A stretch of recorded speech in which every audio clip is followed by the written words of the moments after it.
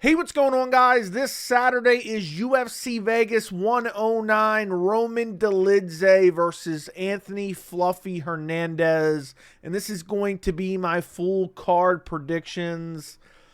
Another kind of lackluster Apex card. I didn't even cover Tyra versus Park last week because, man, I know there were some good fights on the card overall, entertaining fights on the card overall. But, man, these Apex cards, there's just no soul to them at all. But this card's a little bit better. I'm looking forward to the main event, Roman Dolidze versus Anthony Fluffy Hernandez. I want to know this, before we even get into any predictions, where are people researching fights anymore? At this point, it's impossible to do. ESPN Plus, there's no fights on it. UFC Fight Pass, you can't watch them on UFC Fight Pass if it's any recent fights. I don't even know where to watch fights anymore. So I'm flying blind at this point. It's getting unreal, the ineptitude of the UFC, if I'm even using that word correctly. You can't even watch the fights on Fight Pass. You can't watch them on ESPN Plus. I literally don't know where to watch them. There was a couple of these guys I need to brush up on. Can't find it. Can't find it at all. So anyway, I'm going to get into my full card predictions. If you enjoy prediction videos for MMA, subscribe to the channel, turn on notifications, and like this video. I would greatly appreciate it. Let's jump into it. First fight of the night, Cody Brundage versus Eryk McConico. I don't even know how to pronounce his name. I think this fight was thrown on last second. Maybe it wasn't. I swear I didn't see this fight on there the other day. Cody Brundage. This dude milked a no contest for his last fight because he felt a head clash. He dropped to the ground, covered up. The second they stop it via TKO, he jumps up, starts complaining.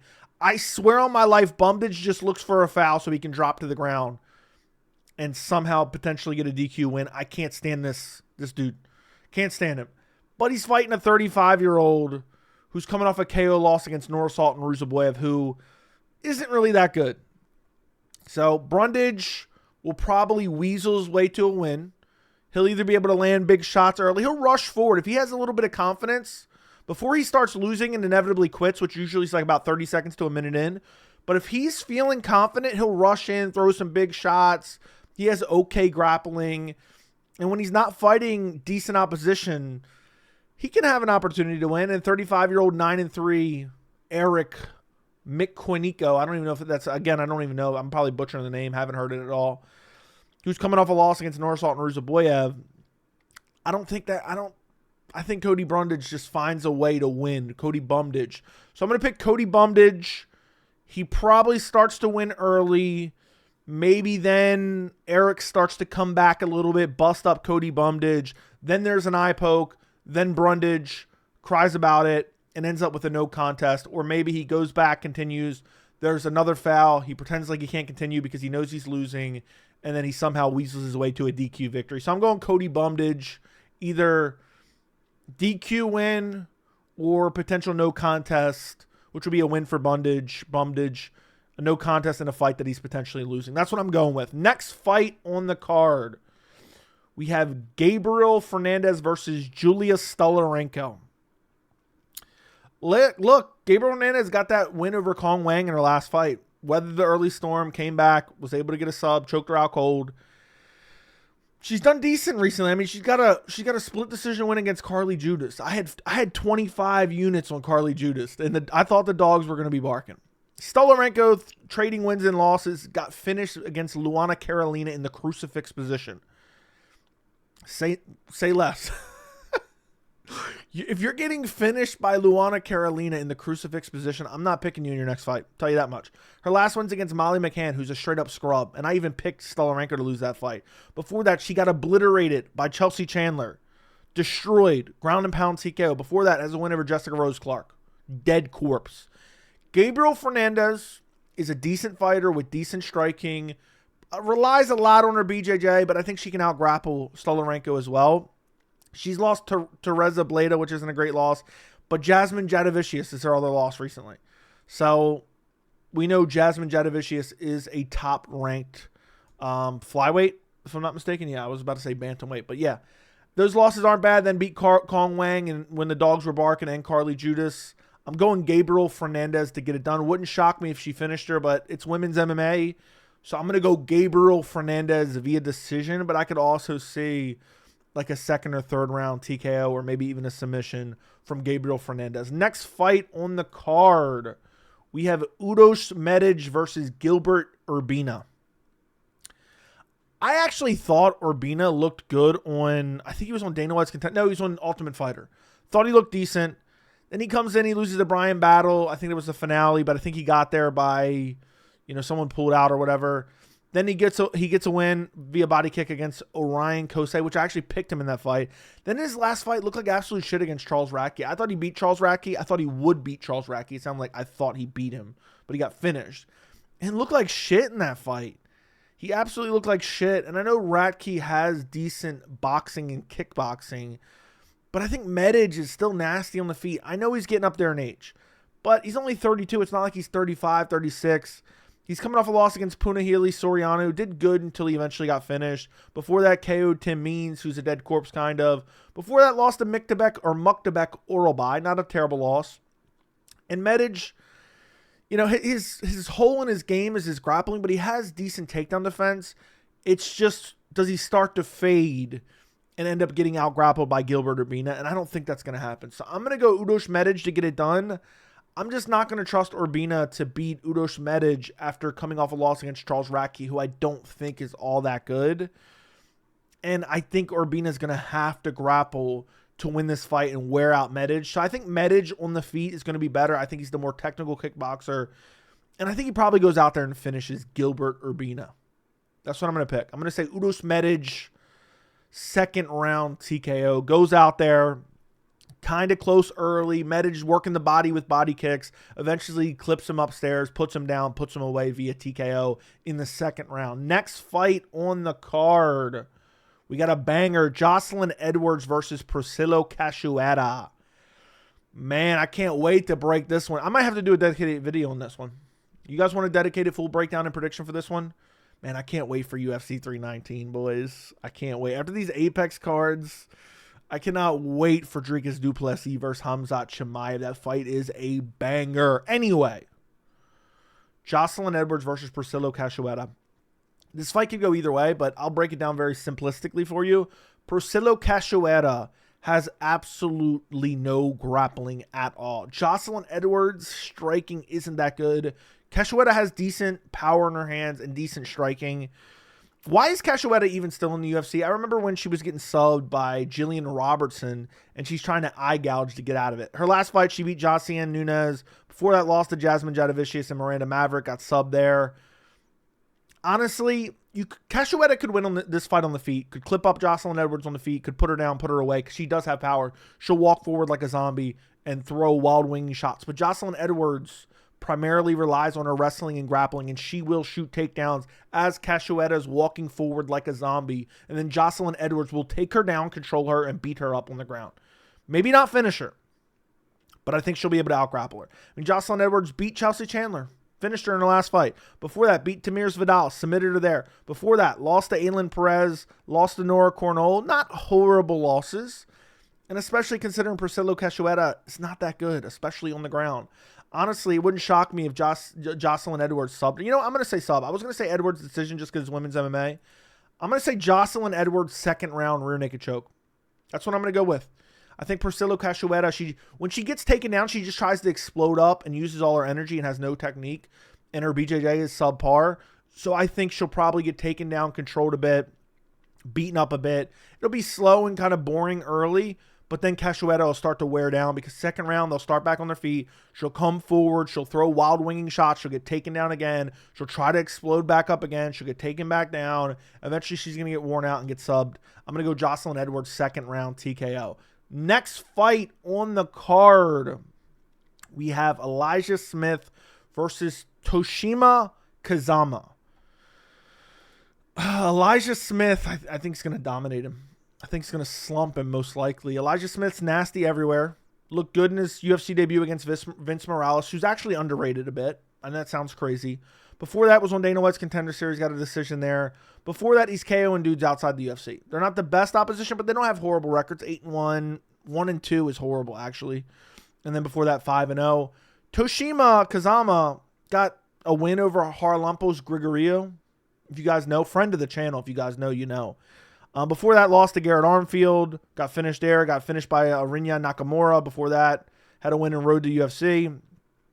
I think Elijah Smith has all the advantages in this fight. I don't think Kazama is going to be able to take him down. Kazama, if you're not familiar with his fighting style, he's a guy that tries to grapple, but doesn't have the best wrestling to get you down there. And then on the feet, to try to cover some of his shitty shots with his wrestling, he throws wild winging shots. And Elijah Smith actually has decent power and decent hands. So I'm going to go Elijah Smith to be able to stuff the takedowns, clip him with a big shot, and put him away. I just think Smith is better everywhere. I mean, Tapology has him as a negative 515 favorite. I know the dogs were barking last week, like I told you. Like I wouldn't recommend putting any units on Kazama.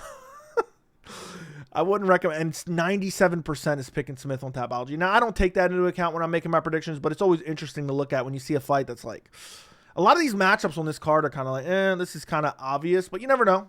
You never know. Some of these cards, the dogs start barking left and right. You don't know. But I'm going to pick Elijah Smith to get it done. I'm going to say first round KO as Kazama's rushing forward with his wild winging shots, looking for a brutal KO that's never going to come, or looking to set up a takedown that's never going to come. And I think Elijah Smith is just better everywhere. Even if Kazama doesn't get KO'd, I don't think he'll have success with the grappling against Smith. Smith's too athletic, decent wrestling, will be able to stuff the takedowns, clip him up on the feet, and win the fight however he needs to win it, whether it be decision or hurts him and subs him. But I'm going Elijah Smith to get it done. First round KO. Next fight on the card, the featured prelim. We have Julius Walker versus Rafael Cerqueira. I mean, is this another obvious matchup? I know Julius Walker lost to Alonzo Menefield, split decision. Wasn't the greatest performance by any means. Before that, was outside the UFC, fighting not the greatest opposition. But Rafael Cerqueira lost to Modestas Bukauskas, got TKO'd there. Before that, got KO'd by Ibo Aslan, who looked like shit in his most recent fight. And before that, he's fighting scrubs outside the UFC, and he's 35 years old. He's 35 years old. I don't know how you don't pick Julius Walker. I just don't. Better striker. Maybe Cerqueira can take him down, but Julius Walker has decent grappling as well, you know. Last few opponents before Menefield, finishing guys via ground and pound, getting submissions. He's a finisher. Julius Walker, I think, is significantly better than Cerqueira pretty much everywhere. And I'm not trusting a guy who's 35 years old, coming off a KO loss against Modestas Bukauskas, to get it done against a 26-year-old who's 6-1. Only lost is a split decision to Alonzo Menefield, which I know he's not that great, but he just got a win recently, maybe 2 weeks ago, against the guy whose name I cannot remember. Is it Malik? Nah, I don't think it is. Maybe I'm mixing up names. But either way, I think this is a pretty obvious pick. I'm going Julius Walker. Cerqueira, does he survive? I mean, he's getting KO'd by Modestas Bukauskas and Ibo Aslan. He took 5 months off before this fight. I think Julius Walker is going to slump him out cold in the first round. That's what I'm going to go with. I think first round KO, nasty power. Cerqueira's 35 years old, significantly slower. Striking isn't that great, primarily a grappler. Going to walk out there, look to get the grappling going. Not going to find any success with it. And I think Julius Walker is going to snipe him on the feet. I mean, it's not a significant reach advantage, 2-inch reach advantage, 1-inch height advantage, but the youth advantage, 9-year youth advantage. And then with that comes a speed advantage. I'm going to go Julius Walker first round KO. Next fight on the card. Opening up the main card, boys. We have Eryk Anders versus Christian Leroy Duncan. Look, I mean, I didn't go over this card so heavily. But now that I really think about it, there's a lot of obvious picks on this card. Even if they don't end up being 100% right, how can you pick Eryk Anders, who's 38 years old, coming off a win over the dead fucking corpse of Chris Weidman, that bum? Go to GFL, Chris. He's not still my boy. How do you pick Eryk Anders over Christian Leroy Duncan? I don't know how you do it. I really don't. Absolutely not. I'm going Christian Leroy Duncan. Eryk Anders is like a sloppy wrestle boxer who has okay power, okay durability, but like a win over Chris Weidman doesn't mean anything. A win over Jamie Pickett means absolutely nothing. A loss to Marc-Andre Barrio, the power bar, doesn't mean all that much. And before that, KO over Kyle Dawkins, another dead body. Lost to Jung Young Park. Get this man his money fight. Christian Leroy Duncan coming off a win over Andre Pulyayev, who just got a win last weekend. Before that, lost to Gregory Rodriguez. Not a horrible loss. Before that, beat Claudio Ribeiro. Before that, beat Dennis Tululin. Not great wins. Before that, lost to Armin Petrosian. Duncan's got kind of a funky style on the feet. Where is Eryk Anders going to exploit that? I think Leroy Duncan, you have to be a really heavy pressure guy who can mix in the grappling and wear him out to kind of exploit his style. And Christian Leroy Duncan has shown improvements in the clinch. He used a lot of his clinch in the Dennis Tululin fight, which that was a while ago. But even against Pulyayev, I think that's how you pronounce his name, I mean, he was mixing everything in that fight. And then eventually, it wasn't the greatest performance. Eventually gets the win. Wasn't the greatest performance. But I don't think Eryk Anders is even as good as him. So I'm going to go Christian Leroy Duncan to get it done. I think Eryk Anders, 38 years old, so an 8-year youth advantage for Christian Leroy Duncan. 4-inch reach advantage, 79-inch reach for Christian Leroy Duncan, 75-inch for Eryk Anders. I think Leroy Duncan's going to mix it up from the outside. I think Eryk Anders is going to have to make the fight look very, very... He's going to have to get dirty and gritty, use the kind of dirty boxing, push Christian Leroy Duncan up against the fence, and I don't think he has the muscle for it. I don't think he's going to outmuscle Christian Leroy Duncan, who we've seen absolutely batter Dennis Tululin up against the fence with nasty elbows, short elbows in the clinch. I just think unless you're able to physically impose yourself on Christian Leroy Duncan and wear him down and slow him down and make him battle in the clinch and make him battle to get up off bottom, I don't see how Eryk Anders would beat him other than that. So I'm going to go Christian Leroy Duncan. I'm going to say decision. Eryk Anders is decently durable. So I'm going to go Christian Leroy Duncan to win 30-27 decision. Next fight on the card. There's actually a decent matchup. We have Miles Johns versus Jean Matsumoto. Miles Johns kind of reminds me of Michael Chandler. He has some okay wrestling that he doesn't really use that much, and he just squats down and loads up on a big right hand. He's coming off a loss against Felipe Lima. Not a horrible loss to have. Before that, beat Douglas Silva de Andrade. Wasn't all that impressive. Before that, beat Cody Gibson. Wasn't all that impressive. Jean Matsumoto is coming off a loss against Rob Font, but that was razor close. It was a split decision. It was a close fight. He could have arguably beat Rob Font. And Johns doesn't even like to grapple very heavily and try to take guys down and hold them down. I don't think he's going to be able to hold Matsumoto down. Matsumoto has shown really good BJJ. His striking is very good. I think he's the far superior striker to Miles Johns. And I just don't see a scenario where Miles Johns goes out there and puts on one of his boring performances where he shoots an occasional takedown, throws a big right hand, and squeaks out a decision, basically, because that's kind of his style. I think Jean Matsumoto is going to look good in this fight. I think he's going to have a speed advantage. I think he has a striking advantage. And I think Miles Johns is going to do a lot of kind of stalling up against the fence, looking for double legs. Maybe he finds one or two, but Matsumoto has the BJJ and scrambling ability to get back up to his feet. So I'm going to go Jean Matsumoto. I don't think he's going to finish Miles Johns. Miles Johns is not a guy that typically gets finished. He's pretty durable. And Jean Matsumoto is not known for having crazy KO power. He beat Brad Katona via decision, beat Dan Argueta, got a submission there, won a decision on Dana White's Contender Series. So Matsumoto, if he wins, I would say maybe he pulls off a guillotine off a sloppy takedown attempt from Miles Johns in the late second, late second round or early third round or even late third round as Miles Johns starts to get tired. But I just think it's going to be primarily on the feet. Jean Matsumoto is able to stuff the takedowns, able to touch him up on the feet, able to scramble if he does get taken down and get back to his feet. John's fading. And I think Matsumoto showed in his last fight against Rob Font, he can kind of go to war a bit. So I'm going to go Jean Matsumoto to get it done via decision. I'm going to say maybe a 29-28 decision, but I'm pretty confident Matsumoto gets it done. Next fight on the card, we have Andre Touchy Fili versus Christian Rodriguez. Man, Fili's been around forever. He's coming off a loss against Melquizel Costa where he got subbed. Before that, beat Cub Swanson. Split decision, close fight. Before that, lost to Dan Ige, got brutally chinned. Christian Rodriguez has had mixed success in his UFC career because he was down at bantamweight, missing weight, and beating decent guys like Isaac Dalgarian, Cameron Simon. But then he came up to featherweight, got submitted by Julian Erosa. Then after that, beat Austin Bashi. So decent, okay win there. Austin Bashi just got a win last weekend. And then lost to Melquizel Costa. Now, he lasted a decision against Melquizel where Andre Fili got submitted. MMA math doesn't work like that. But I think Andre Fili's kind of lost a step, man. I think he's too worried about getting tatted and covering his whole body with tattoos, and he's 35 years old. His boxing is good. It's okay. But Christian Rodriguez has decent striking as well. Fili likes to mix in the grappling. He's not getting Christian Rodriguez down. I mean, Christian Rodriguez has shown excellent takedown defense over the course of his career. I would pick Isaac Dulgarian right now against Andre Fili.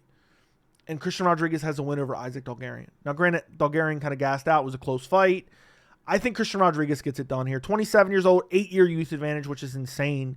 Fili has a significant height and reach advantage, which is absolutely insane. 4-inch height advantage and a 2.5, well, not a significant reach advantage, 2.5-inch reach advantage.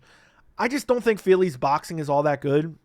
I feel like he hasn't improved in like 7 years. He's been in the UFC forever. He's 24-12 overall. And he's just kind of been the same guy forever, where Christian Rodriguez, I feel like even though he's kind of had a hit or miss career and, you know, had that failed stint at bantamweight where he was winning decent fights but never making weight, I just don't see Fili beating him. Fili's also not a big featherweight. So I think Christian Rodriguez is actually going to have the size advantage on him and probably the strength advantage on him as well. So I'm going to go Christian Rodriguez to get it done via decision over Andre Fili. Next fight on the card, the featured fight of the night. We have Iasmin Lucindo versus Angela Hill. Man, this is actually a tough one to pick. I got to be honest. And as I'm scratching my ear for the featured fight of the night, man. If you guys are excited for the featured fight of the night, make sure you scratch your ears.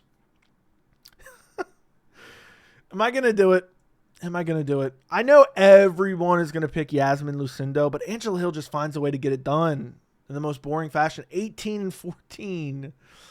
18-14, but she's 40 years old. Is Hill going to eke out another boring-ass decision win? She's coming off a split decision win against Ketlin Souza. Typically, split decisions don't go her way. Lost to Tabitha Ritchie. Beat Luana Pinheiro. Beat Denise Gomes. Lost to Mackenzie Dern. She has this style where she can put out decent volume. She can push you up against the fence and kind of dirty box you a little bit and do a little bit of hi-ya, this and that. But Iasmin Lucindo has decent grappling, has decent power in her hands, is much younger. 17-6, so she's on her way to be Angela Hill in terms of record. I want to pick Hill via decision, but I'm not.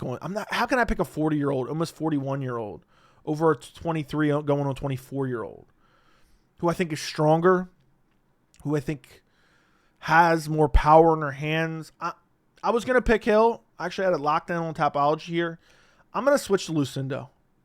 I'm not going to pick a 40-year-old. Just not doing it. Laws of percentages ain't doing it. Nope. So I'm going to go Iasmin Lucindo to get it done. I don't think she's finishing Angela Hill. Angela Hill's not easy to finish. But I think Lucindo will have bigger moments. I don't think Hill can expose her grappling. I mean, she fought Amanda Lemos in her last fight. Went to decision with Amanda Lemos, who I think is significantly better than Angela Hill. And you got to take into account the speed advantage I think Iasmin Lucindo is going to have. She has decent boxing. She has decent grappling. She's not elite by any means. But I think Angela Hill wasn't that great in her prime, and she's far off her prime at this point. The only way Angela Hill wins this fight, well, I mean, I guess she could. Well, I guess the only way either one of them really win this fight is probably decision. But, yeah, I think Angela Hill basically just pushes her against the fence and uses her dirty boxing if she does win. And it's kind of another boring Angela Hill performance. But I think Lucindo is not going to allow that. I think she's going to be too big, too strong, too fast. I think she lands on the feet against Angela Hill. And I'm going to say Iasmin Lucindo gets it done via decision. But I wouldn't be shocked if Angela Hill gets it done. According to Tapology, she's a slight underdog. So don't be surprised if the dogs start barking. I might, depending on the odds on Fight Night, I might put 100 units on Angela Hill. I might put 100 units on Angela. Nah, let me stop. I don't even bet, guys. I just like to make fun of the gambling bros lingo. Because I think the gambling bros are the reason we get these Apex cards. I really do believe that. So I'm going Iasmin Lucindo via decision in the featured fight of an Apex card. That's what I'm going with. Next fight on the card, the co-main event. We got Steve Erceg versus O'Day Osbourne. Damn. Erceg getting a free win here against O'Day Osbourne. O'Day Osbourne stepping in for Hung Sung Park, who just stepped in and fought Tyra last week. So I don't know who, off the top of my head, I'm not looking at it right now, and I don't really care. I don't remember who if Ode Osbourne, let me actually check this because this is actually relevant. Was Ode Osbourne scheduled for a fight at all? He was not. So I don't know if he was in camp at all or if he just accepted this fight on short notice against Steve Erceg because he got a win in his last fight against Luis Gurul. But man, taking Steve Erceg on short notice is a tough ask. Now, I do think, and maybe I'm going to be laughed out of the building for ultimate casual, I think Ode Osbourne is kind of a better striker than Steve Erceg. But it's not so significant that it can overcome some of the other deficiencies. Steve Erceg, very good grappler as well. Just a well-rounded mixed martial artist. It's not like you look at Steve Erceg and like, oh, he's only a grappler, he's only a striker. He has everything. Now, I know he's on a 3-fight losing streak, which is insane, and I picked him to lose all 3 of them. He lost to Brandon Moreno. Look at the opposition, though. Brandon Moreno, former champion. Cachoeira, France, just challenged for the title, brutally KO'd him. Fight before that, Pantoja. Now, I do think a lot of people elevated Steve Erceg for having a competitive fight against Alexandre Pantoja, but I don't think that matters when he's fighting Ode Osbourne. Ode Osbourne's good for the first couple minutes, then he starts to slow down. I think Osbourne can land some cracking shots on the feet, but I think Erceg, if he starts losing on the feet because Ode Osbourne's faster by some chance, I think Erceg will just mix in the grappling and be able to out-grapple him and take him down. That's what I think he'll be able to do. And I don't even know he needs to do that because just the thought of the grappling is going to even it out on the feet. And I may not even be correct in saying Ode Osbourne's the better striker because Erceg is very, very technical, has very good kickboxing. So I'm going Steve Erceg because everything I just mentioned, I would still say if it wasn't a short notice fight, Steve Erceg had an opponent, Hung Sung Park. Ode Osbourne did not. So I don't even know what kind of shape he's in. And he doesn't have good cardio even when he has a full camp. So Ode Osbourne, in his last, he got a win over Luis Gurul in his last fight. I don't even know if that's how you pronounce his name. Before that, lost to Ronaldo Rodriguez. Almost had him out of there, gassed out, ended up losing. Before that, got finished by Jafel Filio. Before that, got finished by Asul Almabayev.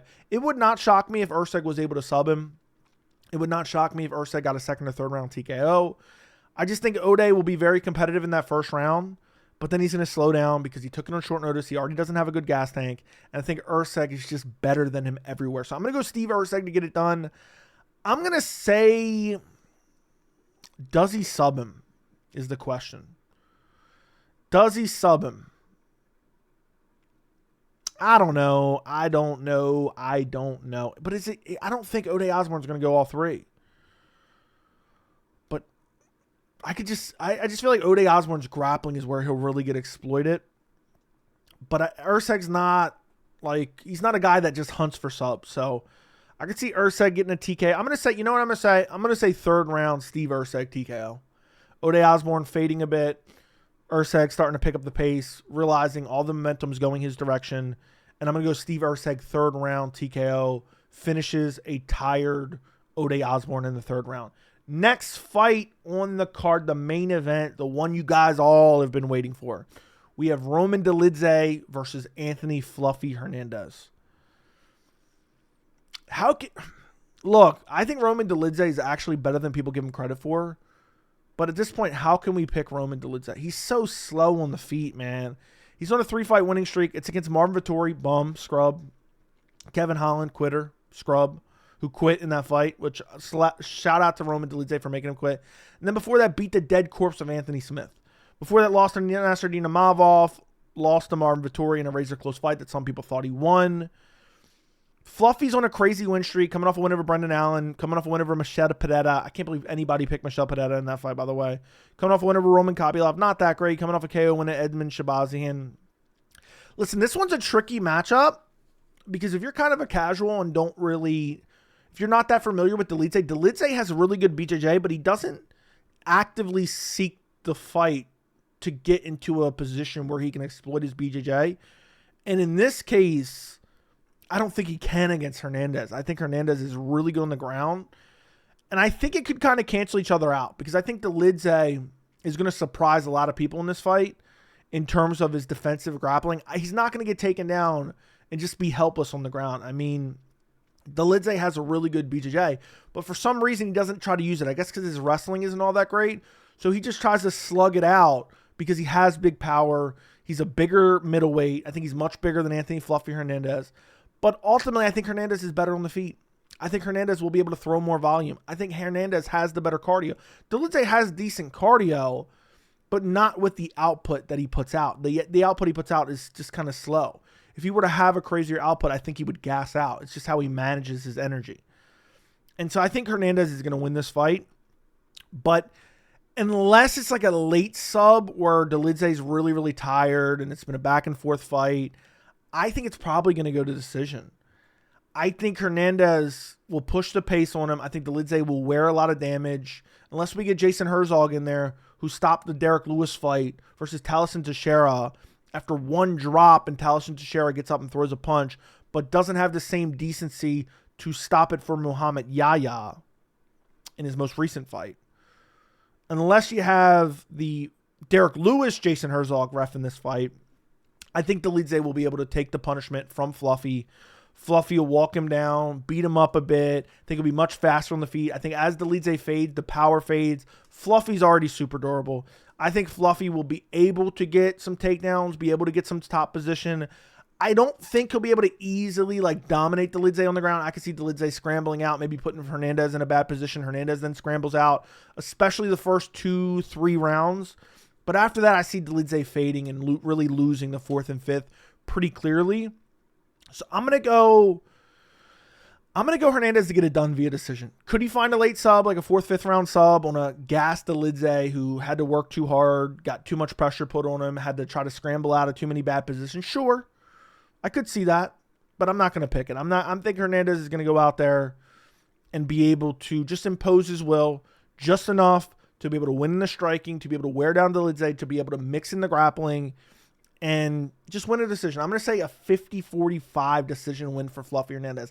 I could see maybe a round where Hernandez shoots a takedown, gets reversed, ends up on bottom, and it's maybe like the 2nd round, and Dolidze is able to stay on top and do a little bit of damage, and maybe Hernandez can't scramble up because he doesn't want to end up in a bad position. And I could see maybe Dolidze winning 1 round. So I would say maybe like a 49-47 decision win, or 49-46, sorry, it'd be 48-47, 49-46 decision win for Hernandez, but I'm going to say 50-45. I think he probably wins every round. I think it starts out competitive, but Hernandez wins close rounds, and then as the fight goes on, Dolidze's plotting, slow power shot style is going to get exploited by the heavy volume and pressure of Fluffy Hernandez, and Fluffy wins a very, I don't want to say it's like crazy lopsided, but a very clear win for Fluffy Hernandez. 50-45, 49-46, decision win for Fluffy Hernandez. And, could Dolidze pull it out? I don't know. I really don't see a path to victory because I don't think he's subbing Fluffy. He's not doing it. By the way, I don't know why I'm saying Fluffy so much. I don't even like that nickname. But yeah, I'm going to go Hernandez. 31 years old also. Going on 32. Dolidze's 37. Up at middleweight, it's not as serious. The age factor isn't as serious.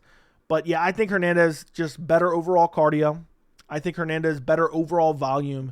And Dolidze does not have a good fight IQ. He just kind of wades forward, throws big shots. He will grapple, but I don't think he's able to out-grapple Anthony Hernandez on the ground. So I'm picking Anthony Hernandez to get it done, boys, in the main event. There you go. An Apex breakdown. What more do you guys want from me? Like the video. Subscribe to the channel. I'll probably be live streaming on Saturday. Sorry for being MIA last week, boys. I appreciate you guys for watching, and I'll see you guys in the next video.